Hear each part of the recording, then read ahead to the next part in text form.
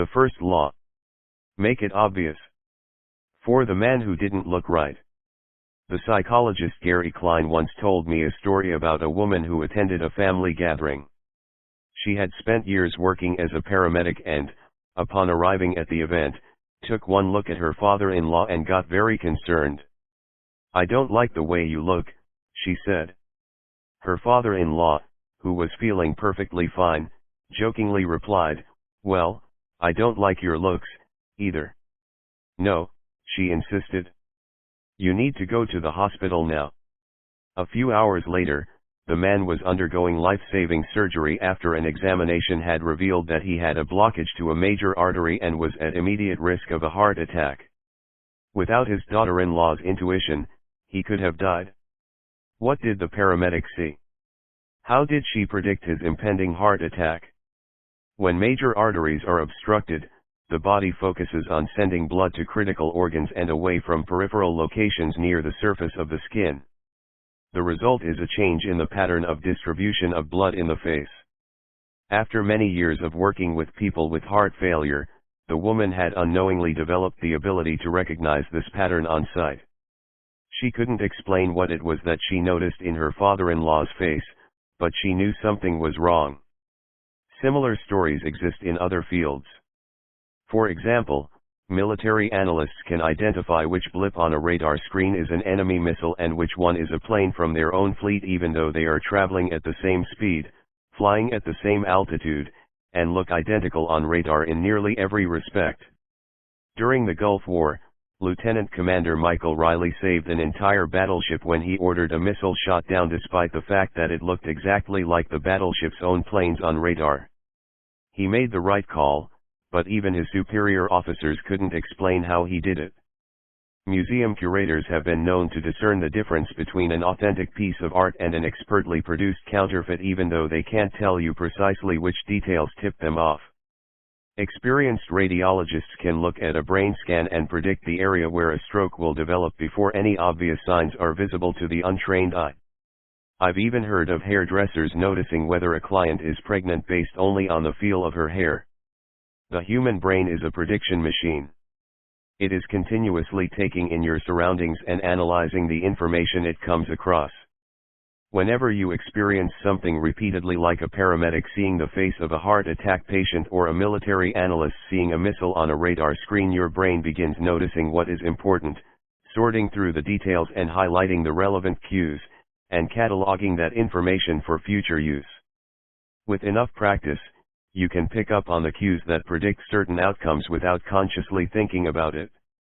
Automatically, your brain encodes the lessons learned through experience. We can't always explain what it is we are learning, but learning is happening all along the way, and your ability to notice the relevant cues in a given situation is the foundation for every habit you have. We underestimate how much our brains and bodies can do without thinking. You do not tell your hair to grow, your heart to pump, your lungs to breathe, or your stomach to digest. And yet your body handles all this and more on autopilot. You are much more than your conscious self. Consider hunger. How do you know when you're hungry? You don't necessarily have to see a cookie on the counter to realize that it is time to eat. Appetite and hunger are governed non-consciously. Your body has a variety of feedback loops that gradually alert you when it is time to eat. Again, and that track what is going on around you and within you. Cravings can arise thanks to hormones and chemicals circulating through your body. Suddenly, you're hungry even though you're not quite sure what tipped you off. This is one of the most surprising insights about our habits. You don't need to be aware of the cue for a habit to begin. You can notice an opportunity and take action without dedicating conscious attention to it.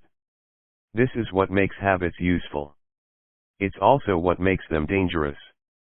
As habits form, your actions come under the direction of your automatic and non-conscious mind. You fall into old patterns before you realize what's happening. Unless someone points it out, you may not notice that you cover your mouth with your hand whenever you laugh, that you apologize before asking a question, or that you have a habit of finishing other people's sentences. And the more you repeat these patterns, the less likely you become to question what you're doing and why you're doing it. I once heard of a retail clerk who was instructed to cut up empty gift cards after customers had used up the balance on the card. One day, the clerk cashed out a few customers in a row who purchased with gift cards. When the next person walked up, the clerk swiped the customer's actual credit card, picked up the scissors, and then cut it in half entirely on autopilot before looking up at the stunned customer and realizing what had just happened. Another woman I came across in my research was a former preschool teacher who had switched to a corporate job. Even though she was now working with adults, her old habits would kick in and she kept asking co-workers if they had washed their hands after going to the bathroom. I also found a story of a man who had spent years working as a lifeguard and would occasionally yell "walk" whenever he saw a child running. Over time, the cues that spark our habits become so common that they are essentially invisible: the treats on the kitchen counter, the remote control next to the couch, the phone in our pocket. Our responses to these cues are so deeply encoded that it may feel like the urge to act comes from nowhere. For this reason, we must begin the process of behavior change with awareness. Before we can effectively build new habits, we need to get a handle on our current ones. This can be more challenging than it sounds because once a habit is firmly rooted in your life, it is mostly non-conscious and automatic.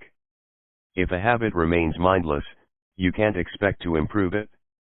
As the psychologist Carl Jung said, until you make the unconscious conscious, it will direct your life and you will call it fate. The habits scorecard: the Japanese railway system is regarded as one of the best in the world. If you ever find yourself riding a train in Tokyo, you'll notice that the conductors have a peculiar habit. As each operator runs the train, they proceed through a ritual of pointing at different objects and calling out commands. When the train approaches a signal, the operator will point at it and say, "Signal is green."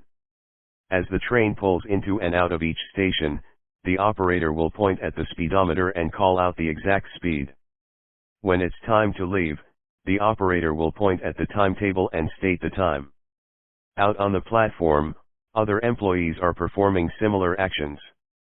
Before each train departs, staff members will point along the edge of the platform and declare, "All clear." Every detail is identified, pointed at, and named aloud. This process, known as pointing and calling, is a safety system designed to reduce mistakes. It seems silly, but it works incredibly well. Pointing and calling reduces errors by up to 85% and cuts accidents by 30%. The MTA subway system in New York City adopted a modified version that is point only, and within 2 years of implementation, incidents of incorrectly berthed subways fell 57%. Pointing and calling is so effective because it raises the level of awareness from a non-conscious habit to a more conscious level. Because the train operators must use their eyes, hands, mouth, and ears, they are more likely to notice problems before something goes wrong. My wife does something similar. Whenever we are preparing to walk out the door for a trip, she verbally calls out the most essential items in her packing list. "I've got my keys. I've got my wallet. I've got my glasses. I've got my husband." The more automatic a behavior becomes, the less likely we are to consciously think about it. And when we've done something 1,000 times before, we begin to overlook things. We assume that the next time will be just like the last. We're so used to doing what we've always done that we don't stop to question whether it's the right thing to do at all. Many of our failures in performance are largely attributable to a lack of self-awareness. One of our greatest challenges in changing habits is maintaining awareness of what we are actually doing. This helps explain why the consequences of bad habits can sneak up on us. We need a point and call system for our personal lives. That's the origin of the habits scorecard, which is a simple exercise you can use to become more aware of your behavior. To create your own, make a list of your daily habits. Here's a sample of where your list might start: wake up, turn off alarm, check my phone, go to the bathroom, weigh myself, take a shower, brush my teeth, floss my teeth, put on deodorant, hang up towel to dry, get dressed, make a cup of tea, and so on. Once you have a full list, look at each behavior, and ask yourself, is this a good habit, a bad habit, or a neutral habit. If it is a good habit, write plus next to it. If it is a bad habit, write. If it is a neutral habit, write equals. For example, the list above might look like this: wake up equals turn off alarm equals check my phone, go to the bathroom equals weigh myself plus take a shower plus brush my teeth plus floss my teeth plus put on deodorant plus hang up towel to dry equals get dressed equals make a cup of tea plus the marks you give to a particular habit will depend on your situation and your goals. For someone who is trying to lose weight, eating a bagel with peanut butter every morning might be a bad habit. For someone who is trying to bulk up and add muscle, the same behavior might be a good habit. It all depends on what you're working toward. Scoring your habits can be a bit more complex for another reason as well. The labels good habit and bad habit are slightly inaccurate. There are no good habits or bad habits. There are only effective habits. That is, effective at solving problems. All habits serve you in some way, even the bad ones, which is why you repeat them. For this exercise, categorize your habits by how they will benefit you in the long run. Generally speaking, good habits will have net positive outcomes. Bad habits have net negative outcomes. Smoking a cigarette may reduce stress right now, that's how it's serving you, but it's not a healthy long-term behavior. If you're still having trouble determining how to rate a particular habit, here is a question I like to use: does this behavior help me become the type of person I wish to be? Does this habit cast a vote for or against my desired identity? Habits that reinforce your desired identity are usually good. Habits that conflict with your desired identity are usually bad. As you create your habits scorecard, there is no need to change anything at first. The goal is to simply notice what is actually going on. Observe your thoughts and actions without judgment or internal criticism. Don't blame yourself for your faults. Don't praise yourself for your successes. If you eat a chocolate bar every morning, acknowledge it, almost as if you were watching someone else. Oh, how interesting that they would do such a thing. If you binge eat, simply notice that you are eating more calories than you should. If you waste time online, notice that you are spending your life in a way that you do not want to. The first step to changing bad habits is to be on the lookout for them. If you feel like you need extra help, then you can try pointing and calling in your own life. Say out loud the action that you are thinking of taking and what the outcome will be. If you want to cut back on your junk food habit but notice yourself grabbing another cookie, say out loud, I'm about to eat this cookie, but I don't need it. Eating it will cause me to gain weight and hurt my health. Hearing your bad habits spoken aloud makes the consequences seem more real. It adds weight to the action rather than letting yourself mindlessly slip into an old routine. This approach is useful even if you're simply trying to remember a task on your to-do list. Just saying out loud, tomorrow, I need to go to the post office after lunch, increases the odds that you'll actually do it. You're getting yourself to acknowledge the need for action, and that can make all the difference. The process of behavior change always starts with awareness.